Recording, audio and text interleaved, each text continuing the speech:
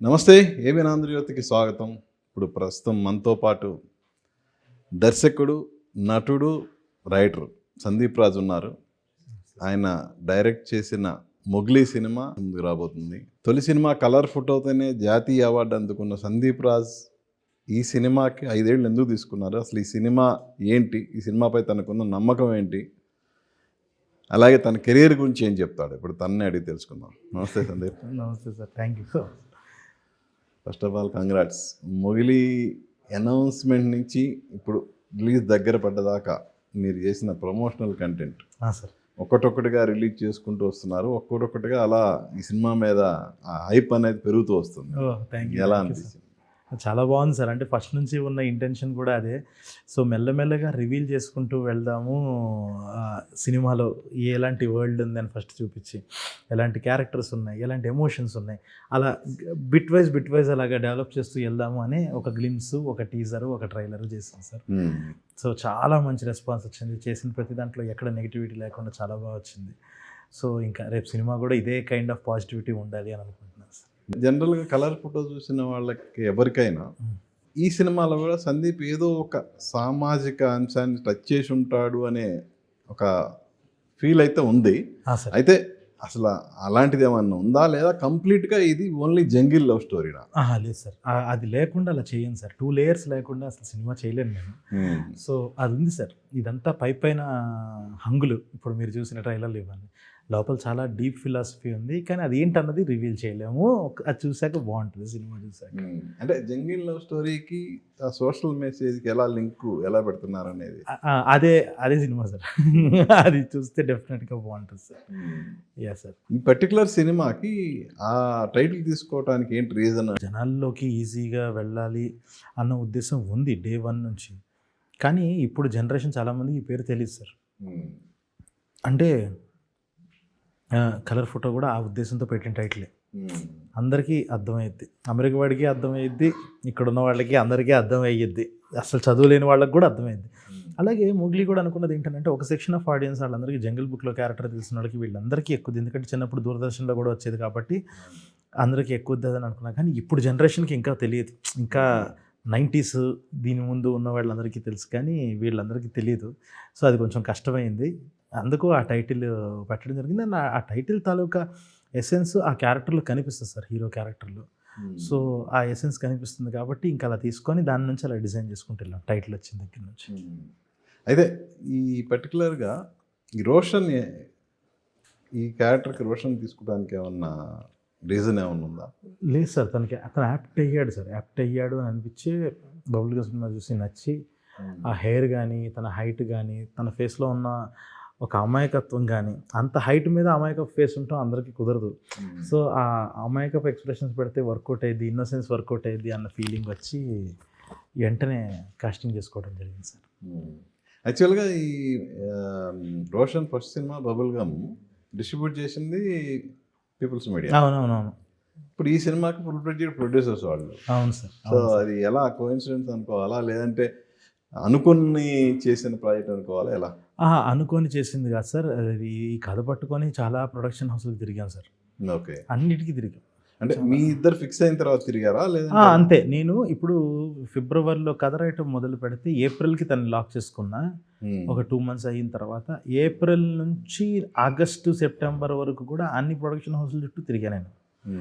వాళ్ళు నమ్మల బేసిక్గా. ఏంటి అని అంటే నేను చెప్పిన సెటప్కి ఇది ఈజీగా ఒక 10 కోట్లు అయ్యే సినిమా అవుతుంది. మళ్ళీ చెప్పటం రోషన్ అన్న పేరు చెప్తున్నాడు, ఇవన్నీ అవ్వని పనులు, అది ఇది అని అనుకుని అందరూ అనుకున్నారు. కానీ విశ్వప్రసాద్ గారికి ఎందుకు నమ్మాలనిపించిందో నన్ను నమ్మారు. కాదు, మీరు బడ్జెట్ చెప్తారుగా ముందుగా, 10 కోట్లు అనేది మీరు చెప్పరు. ఒకటి వాళ్ళు అనుకున్నా కూడా అదే, నేను ఇంతలో తీసేస్తానంటే నేను ఇప్పుడు ఏదో ఎక్కించుకోవడానికి చెప్పుకుంటున్నానే అనుకుంటారు కదా సార్.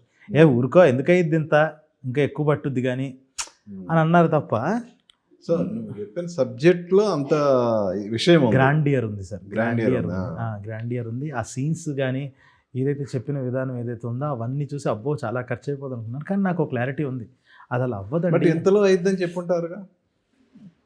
నేను ఒక 10 ఇందులోనే అవుతుందంటే ఊరుకో ఏం మాట్లాడుతున్నావు, 10లో ఎందుకు అయ్యిద్ది అసలు, అది ఇది అన్నారు. ఇంకా అంతకన్నా తక్కువే అయింది.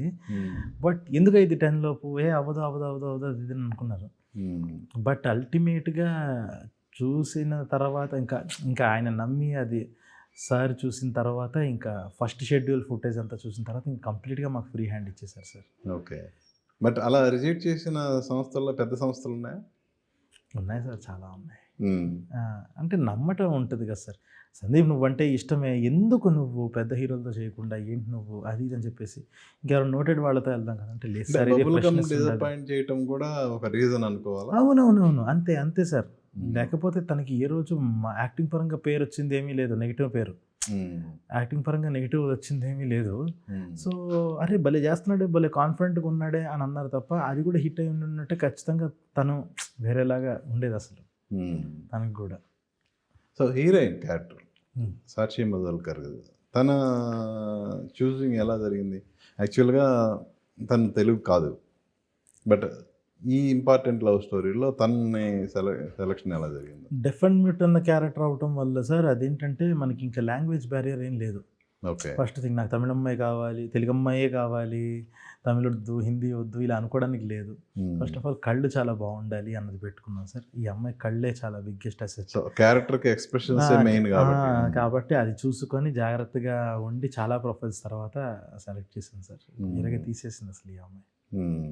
ఇంకోటి జనరల్గా ఈ పర్టికులర్ క్యారెక్టర్కి ఎక్స్ప్రెషన్స్ మెయిన్ కాబట్టి మనం చెప్పింది అర్థం చేసుకోగలగాలి. అఫ్ కోర్స్ లాంగ్వేజ్ అనేది కొంచెం ఇబ్బంది ఉంటుంది కదా. మనం ఎంత తను ఇంగ్లీష్లో మనం చెప్పినా దాన్ని తను ఓన్ చేసుకొని చేయటానికి, అది మనం తెలుగులో ఎక్స్ప్రెస్ చేసినప్పుడు అది వేరు. బట్ దాన్ని ఎలా? లేదు సార్, తను కూడా తనకు ఒక 20 ఏళ్ళు ఉంటాయి సార్. చిన్న పిల్లలాగా స్టూడెంట్ లాగా చాలా గ్రాస్పింగ్ పవర్ ఉంది ఆ అమ్మాయికి. నాకున్న ఇక్కడ బెస్ట్ థింగ్ ఏంటంటే నేను కూడా ఒక చిన్న సైజ్ యాక్టర్ అవ్వటం వల్ల చేసి చూపించేసేవాడిని. కొన్నిసార్లు మనకి మాటల్లో చెప్పడం రాదు అని అన్నప్పుడు అంత ఇంగ్లీషు అదంతా నేను చేసి చూపించేటప్పుడు తనే పట్టేసేది. ఓహో ఇదే కోరుకుంటున్నారు అని చెప్పేసి ఒక మీటర్ అర్థమైపోయింది దానికి. అన్నీ అంత సింగిల్ టేక్లో అవగొట్టేసేసింది సార్. సో ట్రైలరు, టీజరు అలాగే సాంగ్స్ రిలీజ్ అయిన తర్వాత మీకు వచ్చిన బెస్ట్ కాంప్లిమెంట్ ఏంటి? అదే టీజర్లు ఇవన్నీ చూసిన తర్వాత ఒక 2-3 ఒక చిన్న మినీ రాజమౌళి గారి ఫిలిం లేదు సార్, ఏం తీసుకోలేదు అసలు. మినీ రాజమౌళి గారి ఫిలిం చూసిన ఫీలింగ్ వచ్చింది అని అన్నారు. అది నాకు వచ్చిన బిగ్గెస్ట్ ఎవర్ కాంప్లిమెంట్లు అది.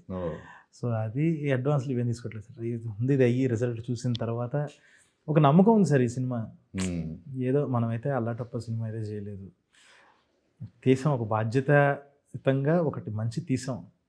చూద్దాం రేపు రిజల్ట్ వచ్చాక అసలు ఎలా రిసీవ్ చేసుకుంటారు. ఎందుకనంటే ఇంత బెస్ట్ ఇచ్చి ఇంత ప్రాణం పెట్టిన సినిమా రేపు కానీ పొరపాటున కొంచెం అటు ఇటు అయితే లైఫ్ లాంగ్ కోలుకోలేని కాన్ఫిడెన్స్ దెబ్బ సార్ ఇది. ఎందుకనంటే నిజంగా చాలా ఫ్రీ హ్యాండ్ ఇచ్చి చేయమని చేసింది అది. మనకు ఒక నమ్మకం, గట్ ఫీలింగ్ ఉంటుంది, ఈ సీన్లు వర్కౌట్ అవుతాయి, ఇవి అవ్వవు. అది జనరల్గా మనం అనుకున్న సరిగ్గా తీయలేకపోతే అసలు యాక్చువల్లీ మనం వేరేలా అనుకున్నాము, అది తీయలేకపోయాం, అది తీసుంటేనే అదిరిపోయేదని ఒక రీజన్ ఉంటుంది. ఇందులో ఒక 80 to 90% ఆఫ్ ది సీన్స్ నిజంగా అనుకున్నవి తీసామండి. అది తీసున్నప్పుడు అది రేపు వర్కౌట్ అవ్వకపోతే ఇంక మనం ఏం రాసినా మనం ఇది చేయలేమేమో అన్న నమ్మకం అది వస్తే చూసారా, ఒక కాన్ఫిడెన్స్ అది పడిపోద్ది చూసారా. దానికోసం వెయిట్ చేస్తున్నాం. అసలు ఎట్లా ఉంటుంది, మనల్ని మనం ఎంతవరకు నమ్మచ్చు. ఏదో తీసాం గట్ ఫీలింగ్తో, అసలు ఎంతవరకు నమ్మచ్చు అన్నది 13వ తారీఖు నైట్ తీసుకుంటాం డెసిషన్. 14వ తారీఖు ఒక సండే నైట్ ఒక 3 పార్టీలు అయిపోయి ఏదో ఒకటి అంటే ఆనందంగానే బాధగానే ఉంటుంది కదా అసలు అందరం కలిసి మాట్లాడుకునేది. అదొకటి అయిన తర్వాత తీసుకోవాలి డెసిషన్ అసలు ఏం చేయాలి అన్నది. సయ్యారే సాంగ్ మెలోడీ కానీ అలాగే వనవాసం సాంగ్ కానీ ప్లస్ ఈ టీజర్ ట్రైలర్స్కి వచ్చిన బ్యాక్గ్రౌండ్ మ్యూజిక్ కానీ యాక్చువల్గా ఇప్పుడు కీరవాణి గారి అబ్బాయి కాలభైరవ్కి నాకు తెలిసి ముందు సినిమాల కంటే చాలా డిఫరెంట్గా అనిపించింది. అవును సార్. సో డిఫరెంట్గా అంటే ఆయనకి ఆస్కార్ దాకా వెళ్ళి అక్కడ వేదిక మీద పాడొచ్చాడు. ఈవెందో తను మ్యూజిక్ కంపోజ్ చేసిన ముందు సినిమాలతో పోలిస్తే కొంచెం డిఫరెంట్గా అనిపించింది కదా. Correct sir. అంటే కలర్ ఫోటోకి కానీ దీనికి కానీ మా ఇద్దరు జోన్ ఒకటి ఉంటుంది. తనకి రితేష్ రాణాతో ఒక కైండ్ ఆఫ్ ఎమోషన్ ఉంటుంది, నాతో ఒక కైండ్ ఆఫ్ ఎమోషన్ ఉంటుంది. మా ఇద్దరిది ఒక 8 years ఆఫ్ ఫ్రెండ్షిప్, ఎందుకంటే 10 years ఆఫ్ పరిచయం ఇవన్నీ ఉండటం వల్ల కావాల్సిందల్లా అర్థమైపోయి మనం ఇలా చేద్దాము అనుకుంటే ఇమీడియట్గా దానికి తగ్గట్టు మార్చేసి ఇచ్చి చేసే మనిషి తను. ఫెంటాస్టిక్ మ్యూజిషియన్ తను. ఎందుకంటే చిన్నప్పటి నుంచి ఎన్ని చూస్తుంటాడు, వాళ్ళ నాన్న ఎన్ని పాటలు దగ్గరగా వినుంటాడు, ముందే వినుంటాడు. సో తను biggest ever edition sir. Edition కూడా అనకూడదు, ఎస్సెట్ ఈ సినిమాకి. ఓకే. తను లేకపోతే ఈ సినిమా కాదన్నట్టే ఇంకా. కాదు, ట్రైలర్లో ఒక డైలాగు విన్నాను, ప్రతి ప్రేమ జంట సీతారాములు అవ్వాలని లేదు, కానీ ఈ ప్రేమ జంటకి మీ హెల్ప్ కావాలని ఆంజనేయ స్వామి దగ్గర ఒక డైలాగ్ ఉంది. అంటే ఈ పర్టికులర్ ఫిలింలో ఆంజనేయ స్వామికి ఏమన్నా ఇంపార్టెంట్ ఉందా? ఎలా? భక్తి సార్. భక్తి అంటే ఇప్పుడు ఒక ఊరు బ్యాక్డ్రాప్లో సినిమా చేసినప్పుడు వాళ్ళకు ఉండే ఫస్ట్ ఎమోషన్ భక్తి కదా సార్. సో అదేదో ఒక ఇప్పుడున్న ప్రజెంట్ ట్రెండ్ కోసం అని చెప్పేసి రాముల వారిని వాడేద్దామనో, ఆంజనేయ స్వామిని తీసుకొచ్చి పెట్టేసి లాస్ట్లో విజిల్స్ వేయించేద్దామనో, అది అలా కోరుకోవటము, దానివల్ల ఎటువంటి పరిణామాలు జరిగాయి, ఆ ఒక్కరోజు ఒకడు కోరుకున్న కోరిక ఎన్ని పరిణామాలకు దారితీసింది అన్నది కథ.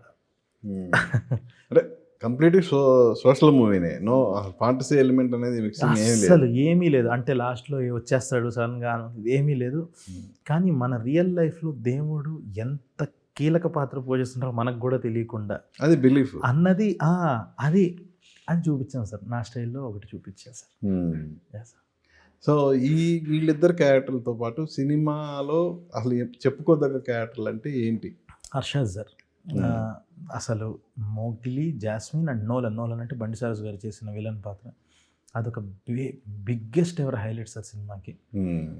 అంటే గర్వంగా చెప్పుకోగలను, ఒక villain character, most powerful villain character మీరు కానీ లాస్ట్ 10 ఏళ్లలో చూసిన విలన్ క్యారెక్టర్స్లో ఒకటి అవుతుంది ఇది అని చెప్పి. బయటకు వచ్చేటప్పటికి మీరు బంటి గారితో కలిసి ఇంటికి వెళ్తారు, ఆ బంటి అన్న క్యారెక్టర్ని నిలిచిపోద్ది. ఇంకొకటి రంగా అని ఒక క్యారెక్టర్ ఉంటుంది అనమాట, యాక్టర్ రమణ భార్గవ్ గారు చేశారు అది కూడా ఒక లాస్ట్లో ఆ దేవుడికి దండం పెట్టుకుంటాం, ప్రతి ప్రేమ జంట సీతారాములు కాకపోతే ఆ క్యారెక్టర్కి నిలిచిపోయే క్యారెక్టర్ సార్. సో ఒక 7 ఐకానిక్ క్యారెక్టర్స్ అయితే ఉన్నాయి సార్. జనాలందరూ పిచ్చ కనెక్ట్ చేసుకొని. అది యాక్చువల్గా హర్ష నుంచి ఫుల్ కామెడీ ఎక్స్పెక్ట్ చేస్తాం, బట్ ఈ బంటి క్యారెక్టర్లో తను ఎక్కువగా సెంటిమెంట్ వాడినట్టున్నారు. సెంటిమెంట్ కాదు సార్, అగ్రెసివ్నెస్ ఎక్కువ ఉంటుంది, ఒక యాంగ్రీ యంగ్ మ్యాన్ ఫీల్లో ఉంటాడు, కోపం ఎక్కువ, కానీ ఫన్ ఉంటుంది సార్. ఆ ఫన్ ఎక్కువ చూపించట్లా, కావాలనే సినిమాలో బాగుంటుంది ఇంకా అని చెప్పి. సో వాడిది ఫన్ క్యారెక్టరే. లాస్ట్కి మెల్లమెల్లగా పరిస్థితులు మారే కొద్దీ ఆడెంత సీరియస్ క్యారెక్టర్ లాగా అయ్యాడు అన్నది అది కాదు సార్. అసలు అది వన్ ఆఫ్ ఇట్స్ కైండ్. హర్షకి చాలా అవార్డులు వస్తాయి, హర్షకి గట్టి కొట్టేస్తాడు అవార్డులన్నీ సార్. బండి సార్ సార్. సో ఏంటి డిస్ప్యూట్ ఏమైనా ఉందా మీ ఇద్దరికి? లేదు సార్, అసలు మధ్యలో అనేది ట్వీట్లు వేసాడుగా కొన్ని. నా గురించి కాదు సార్ అది, బట్ ఏంటంటే గురించి కాకపోయినా సినిమా గురించే కదా. అదే సినిమా గురించి వచ్చింది అసలు. అది ఏదో ఒక చిన్న మిస్టేక్స్ వల్ల సార్, ఒకళ్ళకి ఇంకొకళ్ళకి తప్పుగా అర్థం అవటం వల్ల ఆ యూట్యూబ్కి వచ్చిన కామెంట్స్ తనకు సపోర్టివ్గా వచ్చినవి ఎవరో డిలీట్ చేశారు అది దాన్ని. కానీ నేను కూర్చొని అయితే డిలీట్ చేయనుగా ఒక డైరెక్టర్గా. సో దాని గురించి ట్వీట్ చేశాడు తప్ప నా గురించి కానీ కంటెంట్ గురించి కానీ ఏ రోజు వేయలేదు సార్. అది జనాలకి అలా రాంగ్గా వెళ్ళింది. కానీ అసలు ఏ రోజు మేము ఎప్పుడు చాలా స్పోర్టివ్గా ఫ్రెండ్లీగానే ఉన్నాం. ఇప్పుడు ఈ జర్నీ అంతా కూడా సంవత్సరం అయింది, ఫిబ్రవరి ఆ టైం నుంచి క్లోజ్ అయ్యాడు, ఇంకా అప్పటి నుంచి అలాగే ఉన్నాం. అంటే తన క్యారెక్టర్ ఏదో రెడ్యూస్ చేశారని ఇవన్నీ సోషల్ మీడియాలో బాగా వచ్చినాయి కదా. అసలు ఆ క్యారెక్టర్ రెడ్యూస్ చేస్తే నాకన్నా మూర్ఖుడు ప్రపంచంలో ఇంకొకటి ఉంటాడు సార్.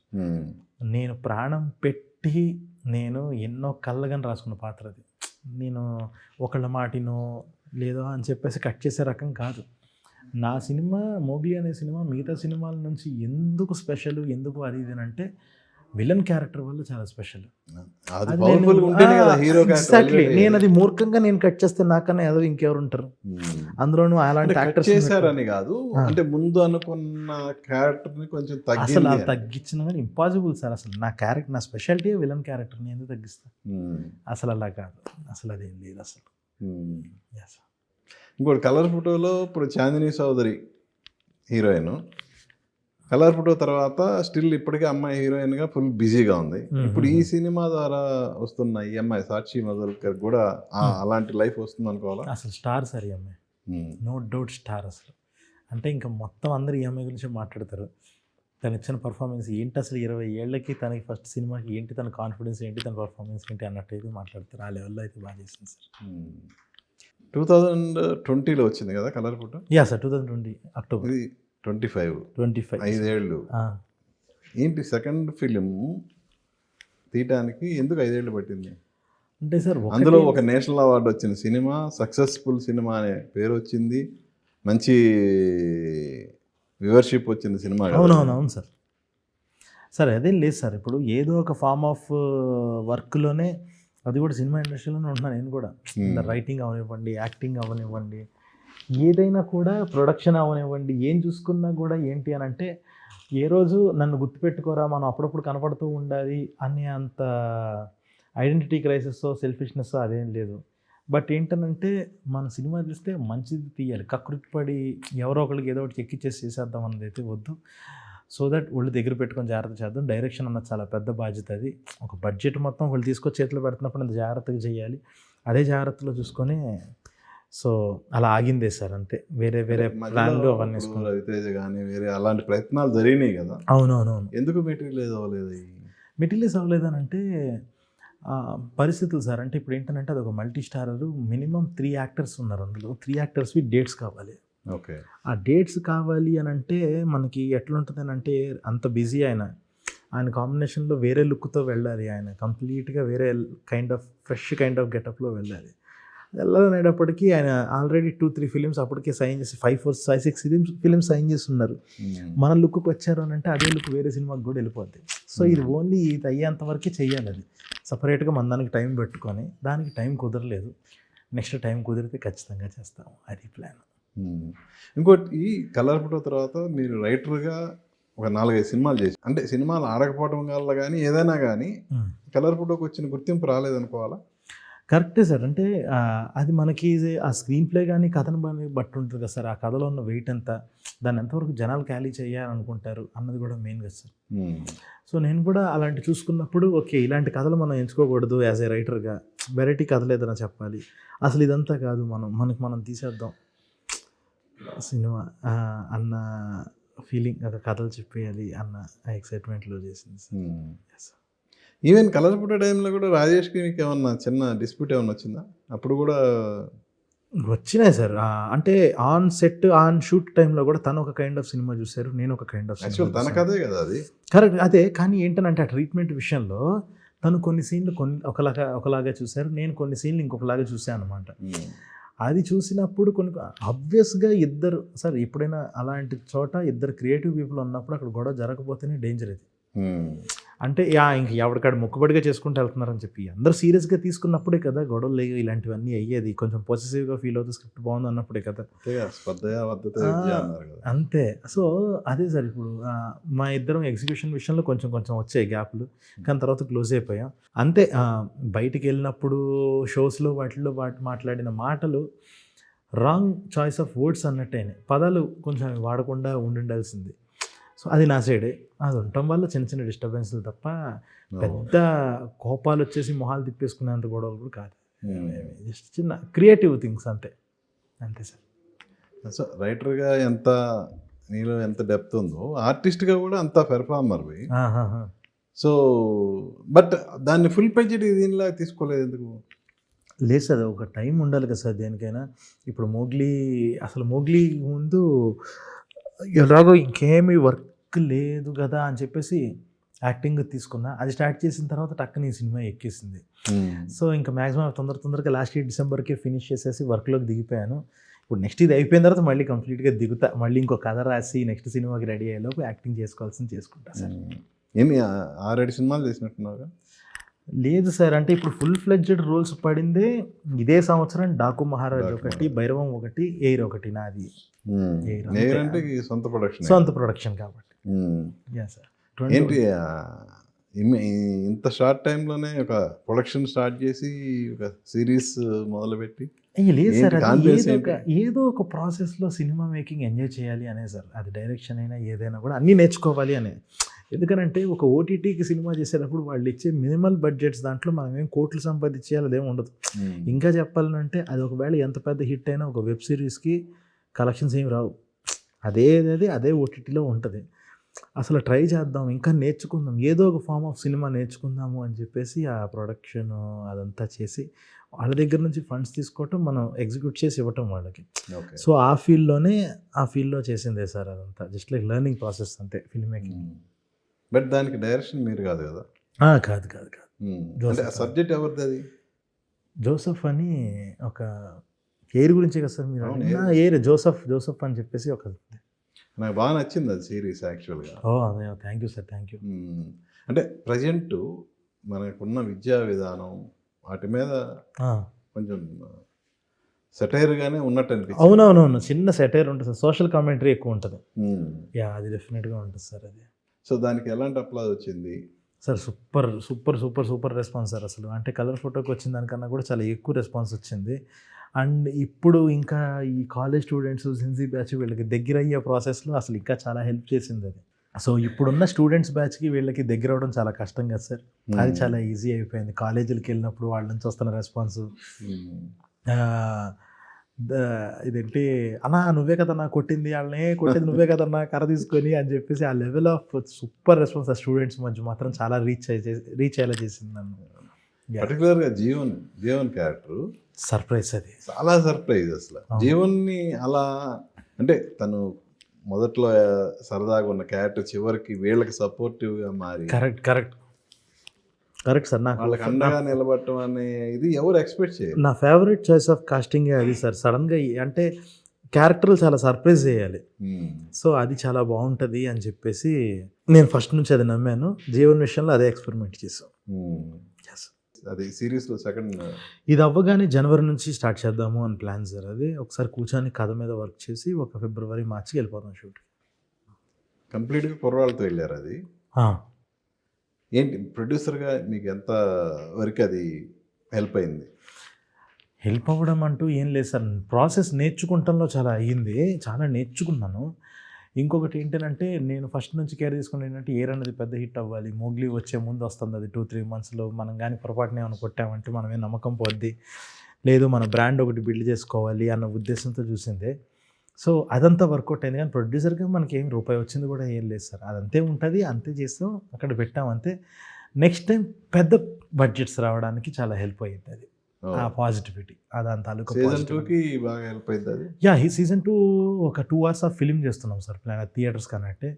సో చూడాలి ఇంకా ఎట్లా సిరీస్గా కాకుండా థియేటర్స్ సినిమాలో డైరెక్ట్ థియేటర్లో రిలీజ్ అయ్యే 2 hours ఫిల్మ్. 2 hours ఫిల్మ్ అంటే రీక్యాప్ లాగా ఏమన్నా ఫస్ట్ చిన్నది ఇస్తాము. కానీ ఏంటంటే ఫస్ట్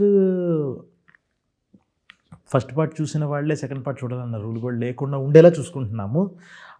దాని సినిమాటిక్ హైస్ దానికి ఉంటాయి, ఈ ఫస్ట్ పార్ట్లో వచ్చే రావటం వల్ల దాని ఎమోషనల్ హైస్ దానికి ఉంటాయి అన్నట్టు కూడా కేర్ తీసుకుంటున్నాము. సో ఖచ్చితంగా కంటిన్యూషన్ అయితే ఉంటుంది, రీక్యాప్ ఉంటుందా లేదా అన్నది డిసైడ్ అవ్వాలి. సో ఇండస్ట్రీకి ఇప్పుడు దాదాపు వచ్చి ఎన్నేళ్ళు అవుతుంది మీరు? 2015 సార్. 10 years. అంటే ఇంకా కన్నడ ఇండస్ట్రీ ఫస్ట్ ఒక కన్నడ సినిమా చేస్తే ఇంకా అప్పటికి 2013 21 years అప్పుడు. ఇంకా వచ్చి ఎంత ఇప్పుడు 12 years అవుతున్నట్టు. సో ఈ జర్నీలో ఇప్పటివరకు మీరు నేర్చుకుంది ఏంటి? టైం వేస్ట్ చేయకూడదు అనేది అర్థమే సార్. జరగాల్సిందంతా జరిగిపోయింది, టైం అయితే ఎక్కువ వేస్ట్ చేయకూడదు. అలా కొంచెం ఇంకా మనల్ని మనం నమ్ముకుని ముందుకెళ్ళాలి ఎప్పటికైనా, అంతే సార్. అంటే ఈ జర్నీలో డిఫరెంట్ పీపుల్తో జర్నీ చేశారు, అటు రైటర్స్ కావచ్చు, డైరెక్టర్స్ కావచ్చు, ఎంటైర్ జర్నీలో. కరెక్ట్. సో ఎవరితో ఎలాంటి అనుభవాలు మీకు ఎదురైనాయి అసలు? అంటే ఎలాగని సార్, ఎవరితో ఎలాగ అంటే ఇప్పుడు డైరెక్షన్ ఫీల్డ్లో చాలా మందితో జర్నీ చేశారు. కరెక్ట్. రైటర్గా కొంతమంది డైరెక్టర్ల దగ్గర పనిచేశారు, వాళ్ళతో జర్నీ చేసినప్పుడు ఎలా అనిపించింది అసలు? మీరు ఇప్పుడు ఒక విధంగా చెప్పాలంటే 3 పడవల మీద జర్నీ చేస్తున్నట్టు. అవునవును. సో ఏది కంఫర్ట్ జర్నీ లాగా ఫీల్ అవుతున్నారు? అది డైరెక్షన్ సార్. డైరెక్షన్ది చాలా బాగుంది. అంటే అందరూ కూడా ఇన్ఫ్లుయెన్స్ ఇప్పుడు చేసేవాళ్ళ దాంట్లో ఇప్పుడు బాబీ గారు ఉన్నారు. డాకు సినిమా చేసినప్పుడు తను చూసి ఒక సినిమా ప్రాసెస్ ఎంత బాగా ఎంజాయ్ చేయొచ్చో, అది ఎంత పెద్ద స్కేల్లో ఉన్నా కూడా అన్నది ఒకటి నేర్చుకున్నా. అది చాలా యాక్చువల్లీ అది చాలా హెల్ప్ అయింది అనమాట. సో యాక్టర్స్గా కొంతమంది దగ్గర అందరినీ అబ్జర్వ్ చేస్తూ ఎలా ఉంటుంది అది అని చెప్పి సుహాస్ దగ్గర కొన్ని అలా రకరకాలుగా everything is a lesson sir.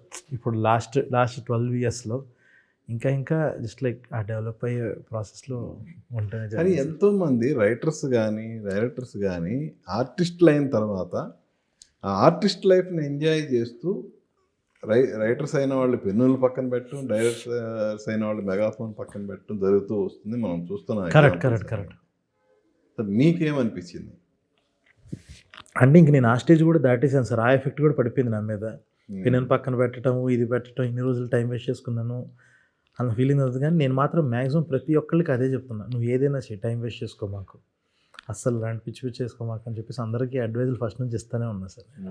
Yeah అంటే ఆర్టిస్ట్గా ఒక క్యారెక్టర్ క్లిక్ అయితే లైఫ్ సెటిల్ అయిపోయినట్టే అన్న ఫీలింగ్ చాలా మందికి ఉంది. అవునవునవును, మీకు ఎప్పుడు అనిపించలేదా అంటున్నాను? ఉన్నాయి సార్. అంటే నిజంగా నాకు ఏ రోజు వేరే వాళ్ళని నమ్ముకొని ఇలా చేద్దాము అన్నది ఏదో లేదు సార్. చూస్తా, ఒకసారి చూస్తా, రెండుసార్లు చూస్తా, పర్లేదు నాకు నేను రాసుకుంటా ఒక వన్ డే, నాకు ఆ నమ్మకం ఉంది. నేను రాసుకోగలను నిజంగా అంతా అని చెప్పి ఎవరో వస్తారు ఏదో చేస్తారని గాల్లో దీపం పెట్టేసి అయితే ఉండలేను కదా సార్. అందుకే చూద్దాం చూద్దాం, ఎవరి వర్షన్లో వాళ్ళు వస్తారు, మనం చేయాల్సిందే. సో ఇప్పటివరకు సందీప్ రాజ్ అంటే ఒక ఐడెంటిటీ వచ్చింది. సో ఇంకా ఫ్యూచర్లో ఏం కావాలనుకుంటున్నారు? ఎలాంటి ఐడెంటిటీ కోరుకుంటున్నారు? A very good story teller అన్నట్టే సార్, ఇన్ ఆల్ ఫార్మ్స్. అది యాక్టింగ్ అవ్వచ్చు, రైటింగ్ అవ్వచ్చు, డైరెక్టింగ్ అవ్వచ్చు. సో ఫ్యూచర్లో అలా అలా చూస్తున్నాను అనమాట. వెరీ గుడ్ స్టోరీ టెల్లర్ అవ్వాలి రకరకాలుగా. నా ఒకవేళ నేను ఏదైనా యాక్టర్గా చేసినా కూడా అది వీడు చేసేటంటే డెఫినెట్గా బాగానే ఉన్నట్టు అని నమ్మేలాగా ఉండాలి, అలా అవ్వాలి. ఓకే, కమింగ్ టు మొగలి, ఇప్పుడు రిలీజ్ దగ్గర పడింది. సో టెన్షన్ ఏమైనా ఉందా?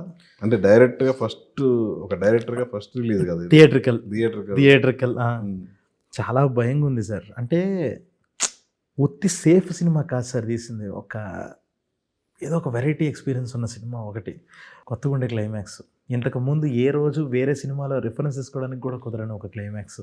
ఇలాంటివి చాలా ఉన్నాయి సార్. అవన్నీ ఎలా రిసీవ్ చేసుకుంటారు, రేపు ఏమన్నా మనమే జోకులు వేసేస్తారా, ఒక్కడు జోక్ వేసినా పాడైపోద్ది, వాళ్ళు దగ్గర పెట్టుకొని ఉండాలి, ఏమైద్దో ఏంటో అన్న టెన్షన్తో భయపడుతూ ఉన్నాం తప్ప. అంటే రెగ్యులర్ లవ్ స్టోరీలకి భిన్నమైన క్లైమాక్సా ఎలా ఇది? అంతే అంతే అంతే అంతే సార్. ఈ సినిమా నుంచి ఇలాంటి క్లైమాక్స్ ఎక్స్పెక్ట్ చేయరు అంతే అసలు. అవునా అన్న లెవెల్లో షాక్ అవుతుంది అది అలాగే. ఓకే, సో ఫైనల్గా ఆడియన్కి డైరెక్టర్ గుర్తొస్తాడా, స్టార్ క్యాస్ట్ గుర్తొస్తుందా, సినిమా కథ గుర్తొస్తుందా, ఏంటి? ఎవ్వరు గుర్తొస్తారు, డైరెక్టరే ఉంటాడు మైండ్లో. సందీప్ రాజే ఉంటాడు చివరికి మైండ్లో వెళ్ళేటప్పుడు, నా గురించే మాట్లాడతారు పక్కా. మీరు అనుకున్న టార్గెట్ అనేది అచీవ్ చేయాలి. Thank you sir. మీ రాబోయే సినిమాలు కూడా thank you sir. And in all formats, అంటే డైరెక్టర్గా కానీ ఆర్టిస్ట్గా కానీ మంచి సక్సెస్ అవ్వాలని మనస్ఫూర్తిగా కోరుకుంటున్నాను. సందీప్తో మన స్పెషల్ చిట్ చాట్. మళ్ళీ మరో గెస్ట్తో మీ ముందుకు వస్తాను. మీ ఎన్ఎస్ఆర్ సైనింగ్ ఆఫ్. చూస్తూనే ఉండండి ఏబిఎన్ ఆంధ్రజ్యోతి.